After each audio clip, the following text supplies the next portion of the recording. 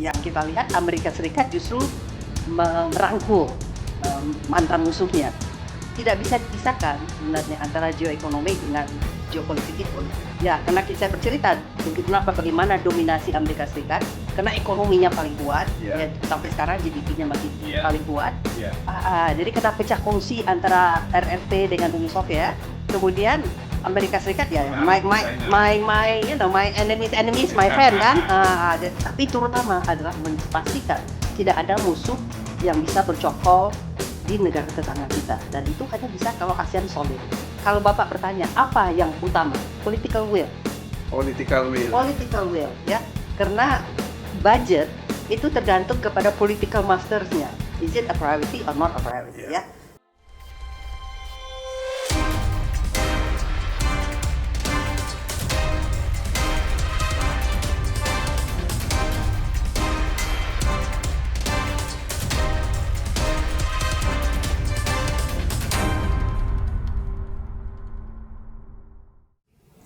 Bertemu kembali dengan channel Forkominhan, Forum Komunikasi Industri Pertahanan. Forum yang mendiseminasi info-info strategis di bidang politik, pertahanan, ekonomi, dan industri pertahanan. Hari ini kami sangat berterima kasih dapat menghadirkan Ibu Dewi Fortuna Anwar.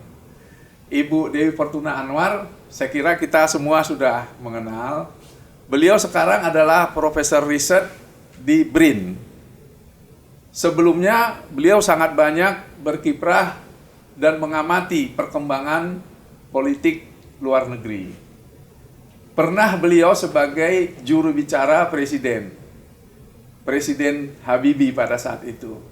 Dan kita mengucapkan selamat datang Ibu Dewi Fortuna. Terima kasih banyak Pak Pus, terima kasih telah mengundang saya. Topik kita hari ini adalah mengenai geopolitik. Kita mengetahui bahwa geopolitik adalah interaksi antara faktor geografi, kekuatan politik, yang mempengaruhi kebijakan politik masing-masing negara. Kita lihat bahwa sekarang ini perkembangan geopolitik di dunia ini sangat dinamis. Bagaimana kira-kira pandangan Ibu Dewi mengenai dinamika perkembangan geopolitik saat ini? Ya, terima kasih banyak Pak Pus. Memang sekarang ini isu geopolitik semakin mencuat ya, terutama dengan kebijakan-kebijakan yang diambil oleh Presiden Amerika Serikat Donald Trump. Sehingga isu geopolitik sekarang justru menjadi pembicaraan sehari-hari. Selama ini isu geopolitik sebenarnya hanya menjadi pembicaraan ya kita saja ya, orang-orang yang meneliti di bidang HI, ilmu internasional atau isu-isu masalah pertahanan dan sebagainya. Ya, kalau kita lihat ya, agak bicara sedikit ke belakang, sistem internasional yang berkembang sejak Perang Dunia berakhir itu ya, pertama kita lihat ada Perang Dingin ya. Ketika para pemenang Perang Dunia Kedua akhirnya pecah kongsi begitu karena perbedaan ideologi. Kita lihat bahwa Perang Dunia Kedua itu kan dipicu oleh fasisme melawan negara-negara yang non fasis. Jadi di Eropa ada Jerman, di Asia Timur ada Jepang ya. Dan dalam hal ini justru kita lihat yang bersekutu waktu itu di Allied Forces ya adalah Amerika Serikat dan ya negara di Eropa. Waktu itu ada Britania Raya, Inggris, ada Prancis, tapi juga ada RRT di Asia, dan kemudian ada Uni Soviet ya. Jadi ada yang berideologi kapitalis, ada yang berideologi komunis, berkongsi melawan fasisme. Nah setelah Perang Dunia berakhir, yang kita lihat Amerika Serikat justru merangkul mantan musuhnya. Jepang yang tadinya waktu Perang Dunia Kedua merupakan musuh utama, itu dirangkul oleh Amerika Serikat dalam satu aliansi pertahanan. Yang kita tahu bahwa itu dimaksudkan pertama untuk memastikan bahwa Jepang tidak kembali menjadi kekuatan yang militer, kekuatan militeris yang bisa mengancam lingkungan, tapi di samping itu juga untuk memperkuat Jepang menghadapi ancaman baru karena muncul perang dingin. Jadi kongsi yang tadi sekutu menghadapi fasisme kemudian pecah kongsi karena yang muncul adalah konflik ideologi antara komunisme dan kapitalisme, antara otoritarianisme waktu itu yang kiri dengan demokrasi, walaupun pada sejatinya yang lebih penting adalah anti komunisnya itu, walaupun tidak selalu demokratis. Nah, di Eropa musuh utamanya Uni Soviet yang tadinya adalah sekutu. Kalau kita lihat foto Stalin dengan Churchill dengan Eisenhower ketika di Yalta mengakhiri Perang Dunia Kedua, kemudian itu menjadi musuh utama. Tapi itu perang dingin. Kenapa perang dingin? Karena kita tahu bahwa terjadi waktu Perang Dunia Kedua apa? Senjata mengubah itu. Muncul kekuatan senjata nuklir. Sehingga kalau terjadi lagi perang dunia seperti sebelumnya, maka yang terjadi adalah perang total, pemusnahan seluruh umat manusia. Sehingga selama dari tahun 48 lah sampai dengan 1990 dengan rubuhnya tembok Berlin, itu terjadi adalah perang dingin. Ya, kita tahu waktu itu perang dingin ditandai dengan perseteruan utama antara Amerika Serikat dengan musuh di Eropa. Jerman kan dibagi dua. Jerman Barat yang dikuasai oleh Amerika Serikat, Jerman dan Timur yang dikuasai oleh Uni Soviet, Uni Soviet, dan kemudian Eropa Timur itu dikuasai oleh Uni Soviet.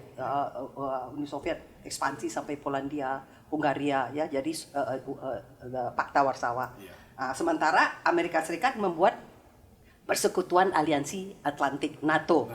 North Atlantic Treaty Organization Nah, sementara kalau untuk di Asia Timur tidak ada NATO-nya, tapi yang ada adalah hub and spoke relationship. Jadi Amerika Serikat menjalin persekutuan militer, aliansi militer dengan beberapa sekutu utama. Satu dengan Jepang. Jepang dianggap sekutu utama, dilindungi dengan nuklear umbrella-nya Amerika Serikat, sehingga Jepang tidak boleh mengembangkan kekuatan militer yang berlebihan.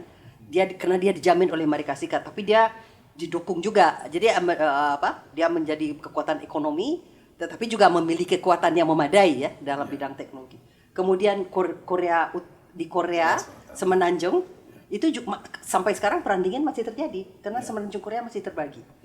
Korea Utara yang didukung oleh RRT dan Uni Soviet waktu itu, kemudian Korea Selatan yang didukung oleh Amerika Serikat, dan sampai sekarang basis Amerika Serikat masih juga ada di Korea Selatan juga dilindungi di sana. Kemudian di selatan itu ada ANZUS, Australian, New Zealand dan US Treaty. Walaupun New Zealand tidak begitu aktif karena New Zealand sangat anti senjata nuklir dan sebagainya, anti testing nuklir dan sebagainya. Tapi Australia merupakan sekutu sangat dekat di Amerika. Nah, di Asia Tenggara juga dulu ada Seato. Jadi ada Thailand dan kemudian ada Filipina. Nah, Thailand dengan Seato sudah tidak terlalu aktif, tapi dengan Filipina itu sempat dibatalkan meredup selama Presiden Duterte, tapi meningkat lagi. Jadi ini adalah selama perang dingin. Nah, Amerika Serikat Pak Paus itu memang menjadi penentu utama dari sistem internasional ini. Dia ekonomi yang paling kuat, teknologinya paling canggih.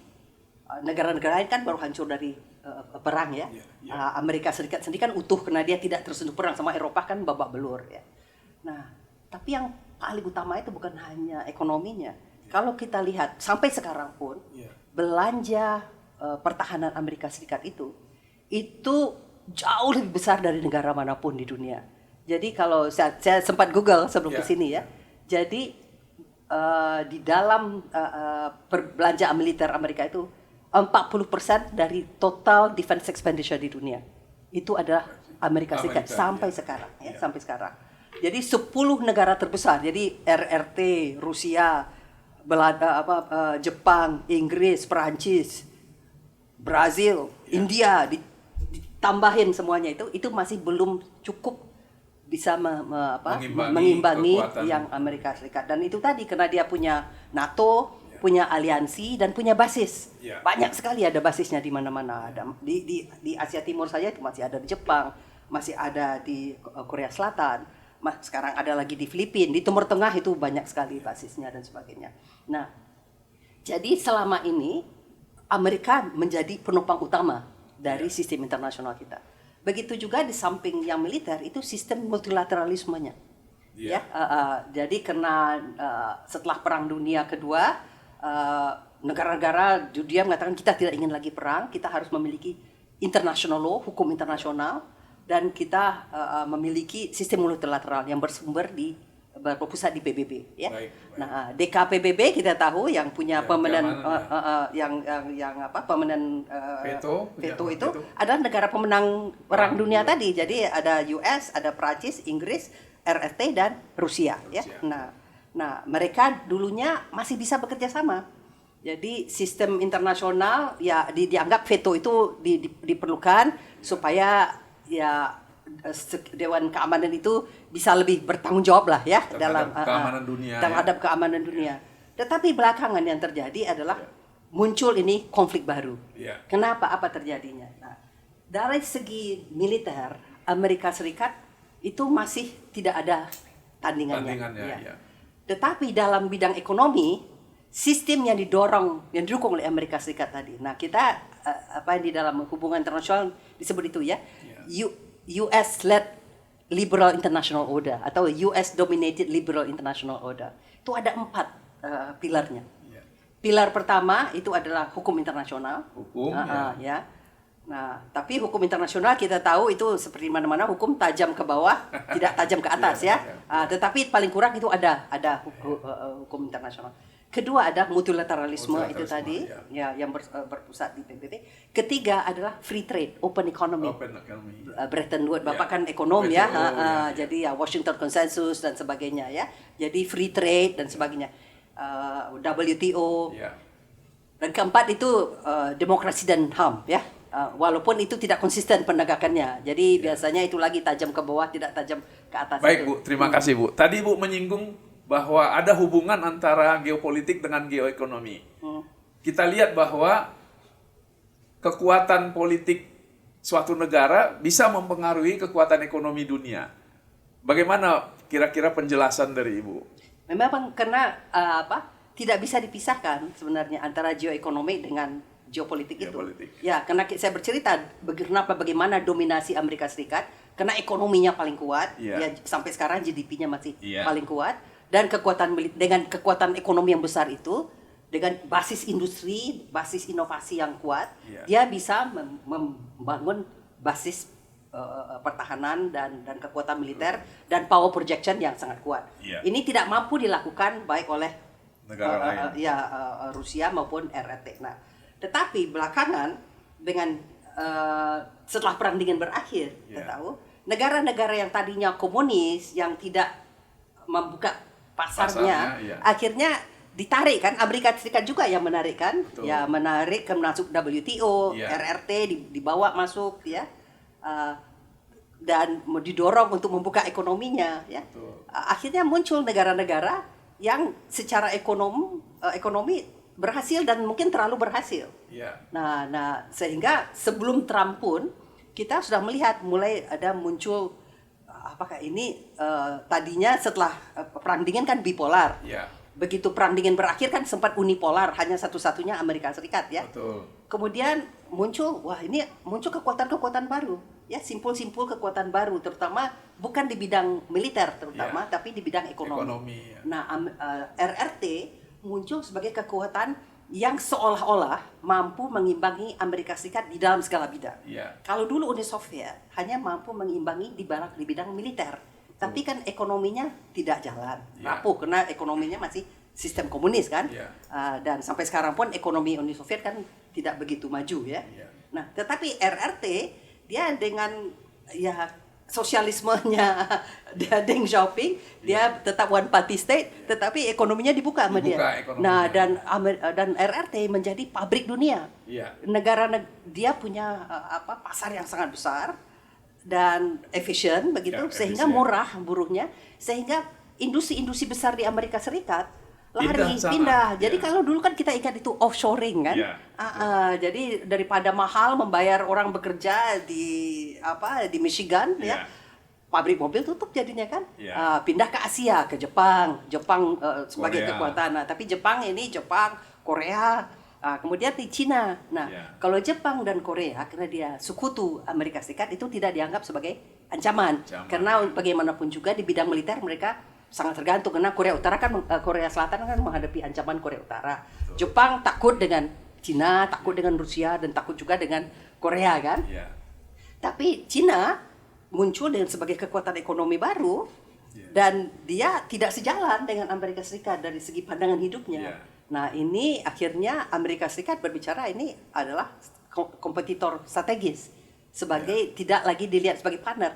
Dulu waktu zaman Perang Dingin yang babak kedua, jadi dari tahun 70-an, mulai tahun 73-an lah, ingat normalisasi hubungan Amerika Serikat dengan Beijing. Ketika kemudian akhirnya RRT yang mendapatkan hak untuk duduk di PBB ya, tidak lagi Taipei. Nixon berkunjung ke sana, Kissinger berkunjung ini. Itu kan untuk menghadapi Uni Soviet. Jadi kena pecah kongsi antara RRT dengan Uni Soviet. Kemudian Amerika Serikat my enemies my friend kan. Jadi berkongsi dengan RRT menghadapi Uni Soviet. Makanya juga kemudian dibantu RRT ini untuk maju kan. Tapi terlalu maju, terlalu besar sebagai ancaman. Jadinya sebagai ancaman. Nah, tapi yang ini yang sekarang ini yang menjadi heboh ini, muncul Trump 1 kan. Trump 1 kan kemudian mulai juga menarik diri dari perdagangan bebas ya. Nah, ini kenapa? Karena dia menganggap bahwa dulu perdagangan bebas dia menjadi kampionnya, sekarang perdagangan bebas jadi momok baginya. Karena industri di Amerika mati. Ya, Bapak tidak efisien lagi. Ya, Bapak kan pernah tinggal di Amerika Serikat, apa yang made in Amerika sekarang? Ya, kecuali yang memang yang canggih-canggih ya. F-16 masih dia, Boeing masih dia. Tetapi untuk consumer products ya, udah kalah mereka. Kalah dari Jepang, kalah yang untuk mobil-mobil mewah juga kalah dari Jerman ya. Dan sekarang untuk consumer product itu kalah dari RRT. Jadi ini dengan sehingga sekarang apa kaitan antara geoekonomi dan geopolitik? Sekarang isu ekonomi menjadi isu geopolitik juga ya. Jadi perang dagang itu tidak lagi sekedar hanya urusan tarif. Terutama kalau trade war dengan RRT itu juga berkaitan dengan rivalitas strategis. Dan sekarang tidak hanya bidang trade, tetapi bidang teknologi. Bidang critical mineral di semua lini sekarang. Karena RRT berani muncul dan berani melawan karena dia punya kapabilitas untuk itu. Jadi dia dibanding katanya kalau Uni Soviet tadinya hanya bisa menantang Amerika Serikat di bidang pertahanan, kemudian dibangkrutkan oleh Amerika kan, karena persaingan terus akhirnya bangkrut ekonominya Uni Soviet. Tapi Cina dia mulai dengan kekuatan ekonomi, dengan kekuatan ekonomi dia meniru Amerika Serikat. Dia mengembangkan teknologi, dia mengembangkan kemampuan ekonomi untuk mendukung militerisasi. Jadi dia dianggap salah satu, kalau kita melihat Lowes Power Index, sekarang ini ada 2 negara yang dianggap superpower. Satu Amerika Serikat masih, dan satu RRT. Ya, jadi ini kita tidak kembali ke era perang dingin yang sifatnya ideologis dan total, tetapi sekarang ini sudah semakin sistemik begitu ya, karena di mana-mana urusan vaksin pun musuhan ya, urusan teknologi tinggi 5G, 5G itu. Jadi sekarang kamu pilih Western American made atau pilih Chinese made gitu ya. Tapi tidak mudah juga karena anak-anak Amerika bapaknya membuat undang-undang tentang membanning di TikTok, tetapi anak-anaknya senang dengan TikTok. Jadi jadi makanya tidak katakan sepenuhnya seperti perang dingin, karena perusahaan-perusahaan Amerika tetap melihat pasar Amerika itu pasar Amerika kan tidak terlalu besar untuk, walaupun besar tetapi kan tidak cukup bagi mereka. Mereka tetap memerlukan pasar dunia kan, dan tidak ada yang bisa mengabaikan pasar dengan 1,3 miliar orang kan. Dan begitu juga untuk pabrik ya. Jadi dipaksa kembali itu ke Amerika. ya siapa yang mau membeli kemeja yang harganya $300 kan? Jadi atau tenis shoes yang harganya mahal sekali begitu. Jadi bagaimanapun juga tidak semudah itu. Ada satu lagi Bu sebenarnya kekuatan di bidang ekonomi India bagaimana Bu? Ya, India juga muncul. Jadi ini tadinya kan kita dulu ingat waktu Orde Baru ya, itu mau demokrasi itu kayak India nggak efisien gitu ya. Jadi ada alasan dulu untuk otoriter gitu. Tapi kita tahu bahwa dengan otoriter kita kolaps juga ya. Dan sebagian besar negara yang maju itu negara demokrasi malahan ya. Nah, tapi India dengan kebijakan membuka dirinya, akhirnya juga menjadi sentrum ekonomi yang baru. Dan dengan kekuatan ekonomi itu lagi mampu juga meningkatkan kemampuan pertahanannya juga, sehingga India juga sekarang diperhitungkan. Nah, ini Bapak sekarang ini banyak perdebatan, banyak bicara tentang multipolar world ya. Jadi banyak pusat-pusat kekuatan baru yang multipolar gitu, tidak satu lagi tidak bipolar, tidak unipolar tapi multipolar. Tetapi saya lebih cenderung memakai apa yang disebut oleh Amitav Acharya sebagai multiplex. Jadi karena kalau multipolar itu ada asumsi seolah-olah itu apple to apple.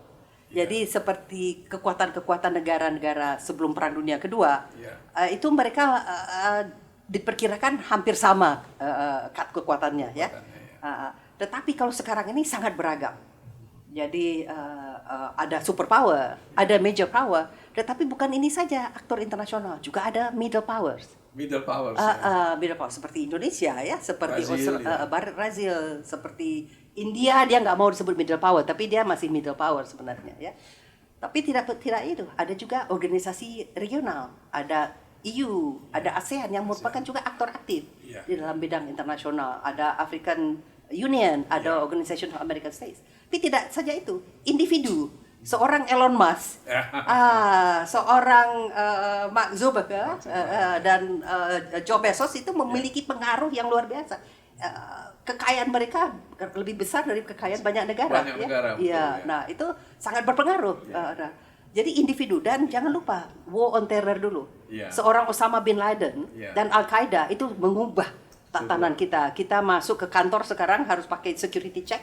Ini kan karena terorisme ya. Jadi transnational actors, non-state actors juga makin berperan. Kemudian multinational companies ya, seperti tek-tek yang besar ini. Jadi banyak sekali sekarang aktor internasional, dan tidak juga banyak sekali rule of game-nya. Jadi tidak hanya satu, tapi banyak begitu. Tadi kita melihat bagaimana perkembangan geopolitik dan geoekonomi. Menurut pendapat Ibu, bagaimana kira-kira Indonesia bisa masuk dan berpartisipasi dalam perkembangan dinamika geopolitik dan geoekonomi ini? Saya melihat Indonesia dari awal ya, kita punya modal kuat untuk itu, karena kita lihat saja di awal pembukaan Undang-Undang Dasar kita ya, bahwa Indonesia memang harus aktif, bebas dan aktif harus ikut dalam membangun dunia yang tertib gitu, yang damai, yang berkeadilan. Ya. Jadi politik luar negeri Indonesia itu sudah ada sejak Indonesia ini berdiri begitu, dan sudah ditentukan arahnya. Dan kemudian dengan doktrin bebas aktif ya, kita tidak memihak, bukan berarti netral. Kita memihak kepada kepentingan nasional kita dan juga kepentingan negara-negara berkembang. Perdamaian dunia. Jadi perdamaian dunia, dan juga Indonesia dari dulu menempatkan diri sebagai champion, sebagai pejuang untuk negara-negara berkembang ya. Jadi waktu kita masih miskin, belum ada banyak modal, Indonesia pertama kali sudah mengadakan konferensi Asia Afrika di Bandung tahun 55. Dan ini masih tetap menjadi rujukan ya, dengan Dasar-Sila Bandung, prinsip peaceful coexistence itu sudah ada. Sayang sekali di Indonesia tidak banyak dibicarakan sekarang, dan malahan kita melewatkan saja 70 tahun Bandung Conference. Itu sayang sebenarnya. Ini modal kita yang sangat besar. Jadi Indonesia harus kembali ke khitah lah gitu ya. Jadi kita bukan hanya memperjuangkan kepentingan nasional kita. Dari dulu kita Indonesia melihat bahwa kepentingan nasional Indonesia tidak bisa terpisah dari kepentingan negara-negara berkembang lainnya. Kenapa? Karena kita akan terlalu lemah kalau sendirian. Jadi kita harus solidar, harus kuat bersama-sama menghadapi negara-negara besar tentu saja.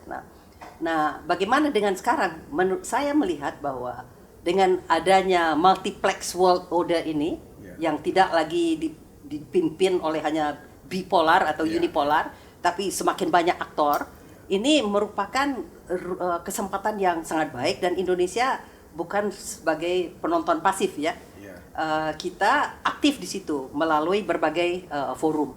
Jadi boleh dikatakan sekarang the middle power moment. Pak Prabowo tidak secara eksplisit mengatakan Indonesia sebagai middle power. Kalau di zamannya Pak Jokowi, Bu Retno dulu secara eksplisit mengatakan ya Indonesia sebagai middle power. Middle power itu biasanya sebagai good international citizen, selalu memperjuangkan keadilan internasional, tegaknya hukum. Kenapa? Orang kecil ini hanya aman kalau hukum itu tegak. Di dalam negeri pun begitu ya. Kalau hukum hanya hukum rimba yang kuat, seenaknya begitu. Jadi kita mendukung hukum internasional. Kita juga mendukung multilateralisme. Kenapa? Karena hanya lewat forum-forum multilateral, negara-negara kecil dan menengah bisa bisa bersuara untuk menyuarakan, ikut membentuk ya tatanan dunia, tidak hanya menjadi konsumen, tetapi juga ikut menentukan di ruang-ruang, di forum-forum seperti PBB dan sebagainya. Dan kita melakukan itu dalam banyak hal. Pertama, saya selalu mengatakan ini lewat ASEAN ya, Asia Tenggara. Karena kita dulu tahu kan Asia Tenggara ini kan berabad-abad jadi jajahan. Kenapa? Karena kita tidak bersatu ya. Negara-negara barat, negara kecil ya, Belanda yang nggak punya, saya pertama kali pergi ke Belanda kaget, bukit aja nggak punya gitu ya. Pantasan mereka senang sekali tinggal di tempat-tempat seperti di Bogor, di Bandung ya. Mereka nggak punya, bukit pun nggak punya begitu. Nah jadi negara-negara jajahan menikmati kekayaan kita dan membagi-bagi Asia Tenggara. Spanyol di Filipina ya, Perancis di Indochina, Belanda di Indonesia, Inggris di Burma dan di Malaysia ya, dan hanya Thailand yang aman begitu. Karena dia melakukan kebijakan luar negeri bambu di lereng ke kiri ke kanan begitu ya. Jadi dia jadi apa? Jadi kita menginginkan Asia Tenggara itu kuat. Nah, tidak menjadi daerah yang dibalkanisasi terus ya. Ketika penjajahan Jepang, kemudian ketika perang dinginnya di Eropa, perang dingin. Di sini perang panas loh. Ya. Perang Vietnam itu bertahun-tahun kan, panas itu konfliknya. Korea Utara dan Korea Selatan perangnya panas ya. Jadi dikatakan perang dingin, itu hanya perang dingin, tidak ada perang langsung antara Amerika Serikat dan Uni Soviet dan RRT. Tetapi di negara lain mereka berperang gitu. Nah, kita tidak ingin lagi Asia Tenggara ini menjadi teater konflik, dan sekarang ini epicentrum dari rivalitas Amerika Serikat dan RRT itu adalah di Asia Tenggara. Bukan di Afrika, bukan di Amerika Latin. Amerika Latin udah dibilangin oleh Trump ini milik saya, Cina dan Jepang sekarang aktif di Afrika, begitu juga Amerika Serikat. Tetapi critical point itu adalah Asia Tenggara. Dan epicentrum dari Asia Tenggara itu adalah Indonesia. Kenapa? Karena kita yang berada di tengah-tengah lautan India dan lautan Pasifik. Dan alki kita itu sangat kritis ya untuk lalu lintas perdagangan, lalu lintas kapal perang dan sebagainya. Jadi makanya kita itu pertama jangan diabaikan soliditas lingkungan kawasan itu. Jadi ASEAN itu penting sekali untuk keamanan ya. ASEAN juga semakin penting untuk prosperity, untuk ekonomi, karena ini kan pasar untuk 600 juta orang ya. Tapi terutama adalah memastikan tidak ada musuh yang bisa bercokol di negara tetangga kita, dan itu hanya bisa kalau ASEAN solid. Dan kalau Indonesia memainkan peran yang aktif, karena selama ini Indonesia adalah dianggap sebagai primus inter pares dalam ASEAN ya, the natural leader. Rotasi ketua memang setiap tahun, tetapi leadership tidak rotasi loh. Nah, ini satu ya. Nah, kedua, Indonesia punya banyak forum. Kita punya ada forum non-blok, ada forum OKI ya dengan negara-negara Muslim. Kemudian Indonesia juga ikut. Nah, sekarang kita ikut di BRICS dan sebagainya. Nah, itu yang sifatnya lebih fungsional. Berbagai kepentingan dilakukan melalui berbagai forum juga, dan kemudian kita tetap aktif juga di PBB tentu saja. Nah, dan ini PBB kan Pak Pos tahu is in trouble ya, disfungsional begitu. Kenapa? Dia dikritik oleh Amerika disfungsional. Ya dia sendiri membuat disfungsional karena Amerika itu paling banyak menjatuhkan veto. Semua resolusi PBB DK PBB yang mengkritik Israel pasti diveto Iya. oleh Amerika Serikat. Jadi akhirnya dysfunctional. Karena jadi kita sekarang ya harus berjuang. Mungkin saya melihat ini sebagai krisis, itu adalah waktu yang tepat untuk membuat kebijakan, kan? Baik Bu, jadi tadi Bu mengatakan bahwa di dalam menjaga keamanan di Asia Tenggara ini, Indonesia harus punya kekuatan pertahanan, kan begitu Bu? Betul, ya. Dan oleh karena itu kita harus bisa membangun industri pertahanan di dalam negeri. Tentu saja, ya. Supaya kita bisa mempunyai kekuatan. Bagaimana pendapat Ibu mengenai perkembangan industri pertahanan di dalam negeri saat ini? Ya, kita lihat bahwa dulu ya selama pemerintahan Orde Baru, ini sebenarnya agak ironis sebenarnya bahwa di bawah pemerintahan yang dipimpin militer, industri pertahanan Indonesia kurang berkembang begitu. Ya, karena memang fokus kita adalah sikap kita terhadap keamanan kan adalah comprehensive security. Jadi ancaman keamanan yang sifatnya militer itu hanya salah satu. Karena sebagian besar dari ancaman kita adalah dari disintegrasi, ada regional rebellion, pemberontakan, ada konflik komunal, dan macam-macam ancaman non tradisional lainnya, sehingga cenderung diabaikan. Ya, saya ingat betul ya ketika Pak Habibie ingin membentuk industri strategis, itu para ekonom mengkritik ini membuang-buang uang dan sebagainya, ya. Dan kami di LIPI juga dulu ada upaya untuk membangun kemampuan untuk melakukan penelitian di bidang industri pertahanan. Tidak welcome juga bapak-bapak yang dari lingkungan militer itu, karena dianggapnya kualitasnya belum terjamin dan sebagainya.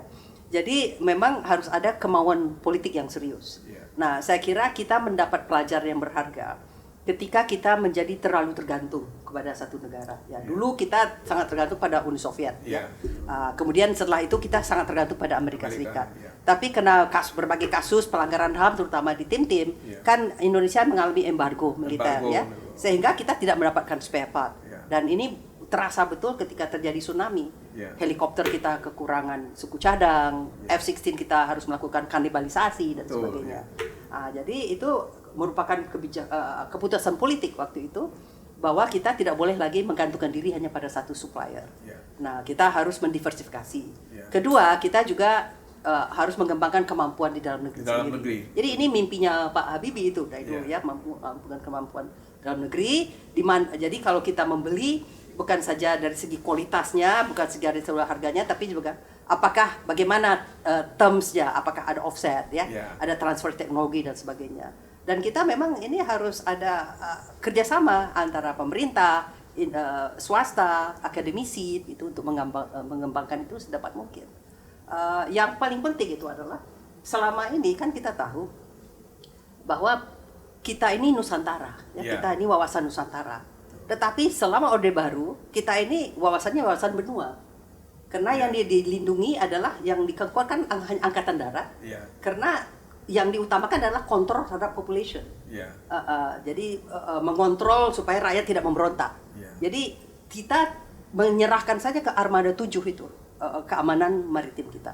Nggak pernah kita terlalu memikirkan bagaimana keamanan maritim, keamanan laut kita, ya. Seolah-olah ya kita free riding di situ. Kita memang bebas aktif, tapi kita free riding tidak terlalu peduli terhadap ancaman dari utara atau dari mana. Jadi karena kita sibuk urusan di dalam negeri sendiri. Tetapi belakangan kan kita tahu ancaman utama sekarang itu maritime security. Betul. Jadi kita harus, dan Indonesia adalah negara kepulauan terbesar di dunia, yang banyak sekali choke points-nya, banyak sekali isunya, dari isu konvensional sekarang udah balik lagi, ya, ancaman terhadap kedaulatan, ke isu non tradisional, dari illegal fishing, dari marine pollution, dari people smuggling. Banyak sekali kejahatan-kejahatan di laut, dan itu harus memerlukan kapal, harus memerlukan kemampuan memantau, harus kemampuan udara dan sebagainya. Dan kita tahu juga ancaman sekarang macam-macam, ancaman hybrid, ya. Dengan kapal yang canggih, kalau diganggu secara elektronik, nggak bisa apa-apa juga. Cyber warfare sekarang menjadi isu. Jadi harus ada kita kemampuan itu, dan dalam hal ini ya kita harus menjadi kerjasama. Jadi kerjasama antara industri, universitas, dan juga swasta yang bisa didorong untuk membangun kekuatan dalam negeri. Hanya memang saat ini kita banyak industri-industri pertahanan seperti PT Pindad di Bandung, kemudian PT LEN, ada juga PT DI, Dirgantara Industri, ada juga PAL di Surabaya, dan ini kekurangan order di dalam negeri. Ya. Bagaimana Bu kira-kira? Ya, ini selalu ya kita boleh sinis ya. Industri pertahanan kita kan sempat hancur ketika krisis ya. IMF memaksa itu PT DI. Ya banyak program kita yang sudah direncanakan, yang sudah diprogramkan ya. Dan kita mengalami krisis ya, fokus kita lebih kepada konsolidasi di bidang lain begitu ya. Ya pertahanan karena kita merasa berada di lingkungan yang relatif aman gitu ya. Kita tidak terlalu fokus kepada isu pertahanan. Nah, tapi sekarang mulai fokus pada itu. Kalau Bapak bertanya apa yang utama? Political will ya. Karena ya kita lihat saja prioritas pemerintah. Kalau ada kemauan memindahkan ibu kota baru itu jadi itu ya. Ada dengan biaya besar ya. Dengan biaya yang sangat besar. Ada kemauan untuk membuat makan bergizi gratis dalam jumlah massal itu ada ya. Jadi budget itu tergantung kepada political masters-nya. Is it a priority or not a priority ya. Nah, kita memang tidak ingin ini kan antara gun and butter ya. Nah, tidak bisa kita hanya membeli gun saja kalau tidak bisa membeli makanan, membuat jembatan dan sebagainya. Tetapi kita juga melihat dari apa yang terjadi di Ukraina, apa terjadi sekarang ini bahwa konflik bersenjata itu sesuatu yang real lagi. Tadinya Francis Fukuyama pernah menulis tentang setelah perang dingin berakhir tentang the end of history. Tidak ada lagi konflik, semua negara akan berjalan menuju arah yang sama. Menuju sistem ekonomi terbuka, menuju liberal demokrasi, menuju tatanan internasional yang sama, sehingga kita ini akan seragam. Tapi ternyata tidak muncul ancaman konflik, terutama dari transnational terrorism kan. Kemudian ya seperti sekarang ini invasi Rusia ke Ukraina itu shock, betul-betul shock. Tidak kita sangka ya. Tidak disangka dan nggak ada yang mengira bahwa Rusia akan mengambil risiko itu berhadapan-hadapan dengan NATO. Dan ternyata lama juga ya. Sampai sekarang memulai perang itu mudah. Di Sarajevo hanya kena asasinasi seorang pangeran, tapi perangnya lama sekali kan. Jadi dalam hal ini saya kira yang kalau betul ada political will ya. Nah, research harus dibiayai. Nah, jadi dan itu harus ada kemauan. Nah ini salah satunya kan berbagai ya di dalam BRIN ya itu kan banyak kegiatan-kegiatan riset yang dulunya sudah jalan kan dihentikan. Nah ini kan sesuatu yang sebenarnya sayang sekali karena ketika dulu kita krisis PT DI kehilangan order harus disuruh menghentikan berbagai program. Banyak engineer Indonesia kan lari ke luar negeri. Mereka pergi ke Eropa, ke Spanyol, ke Brazil. Nah, mungkin mereka masih punya sense of nationalism mau balik, tapi kan tidak semudah itu. Mereka sudah membangun hidup, anak-anaknya sudah besar di sana. Jadi membangun human resources itu kan tidak mudah ya, tidak 1 tahun 2 tahun, itu lama sekali ya. Jadi kalau itu hilang, itu tidak akan bisa kembali ya. Jadi Pak Pos, kalau Bapak bicara tentang industri pertahanan, itu syarat utamanya political will, kedua human resources-nya. Baik Bu, terima kasih Bu. Tolong Ibu sampaikan closing statement. Ya, jadi kalau melihat apa yang terjadi dalam situasi dunia sekarang ini, ya kita harus membangun kemampuan security yang memang komprehensif ya. Ancaman itu ada di mana-mana sekarang. Nah, memang ada isu energi, isu pangan, tetapi isu security yang tradisional dan non-tradisional ini semakin meningkat. Jadi kita harus memiliki kemampuan untuk bisa memitigasi ancaman lah. Mungkin kita tidak bisa menghadapi semuanya dengan baik, tetapi kita harus memiliki kemampuan dan salah satunya tentu saja dengan meningkatkan kemampuan di dalam negeri sendiri. dan juga partnership. Jadi partnership dengan negara-negara sahabat yang saling menguntungkan gitu. Jadi saya menganggap bahwa forum yang memberikan perhatian yang lebih kepada industri pertahanan ini is long overdue. Baik Bu, terima kasih para pemirsa sekalian. Kita sangat berterima kasih atas kehadiran Ibu Dewi Fortuna Anwar pada hari ini, dan semoga kita dapat bertemu di acara podcast berikut. Terima kasih.